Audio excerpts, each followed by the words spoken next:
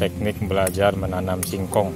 Nah, jadi batang-batang singkong yang mau ditanam, nah, dibuat seperti ini dulu nih, potong-potong, diruncingkan bawahnya itu luas-luas ini guys. Di ruasnya ada begini, berarti ini bisa ditanam. Ini bawah. Dan luas ini berarti di atas. Ini kalau ya, nah, karena ada itu. Kalau begini tanam nggak bisa terbalik ini. Jadi harus bentuknya begini. Jadi runcingkan ini supaya gampang ditanam, supaya cepat tumbuh, hasilnya bagus.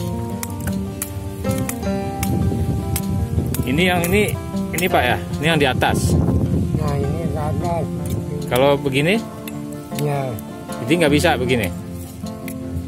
Nah, dia harus begini guys. Isinya harus begini nih, kan ada ini, ada luasnya nih. Nah, jadi luasnya banyak harus ya, kelihatan. keluar semuanya ini. Keluar tunas, jangan. Ya. Kasih paling banyak 2.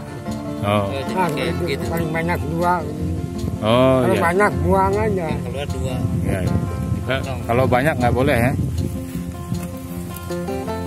Jadi luas ini harus ada, posisinya harus kelihatan jelas supaya bisa kita tahu ya posisinya yang mau ditanam itu yang mana.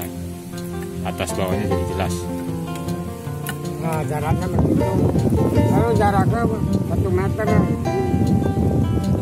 jaraknya begini.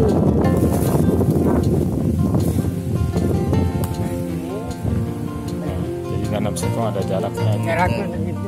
Sekitar 1 meter ya. Lalu ke sininya sama. Jadi harus ada jarak 1 meter. Ya, ke sini 1 meter, ke sini juga 1 meter. Jadi 1 meter persegi nih. Sama.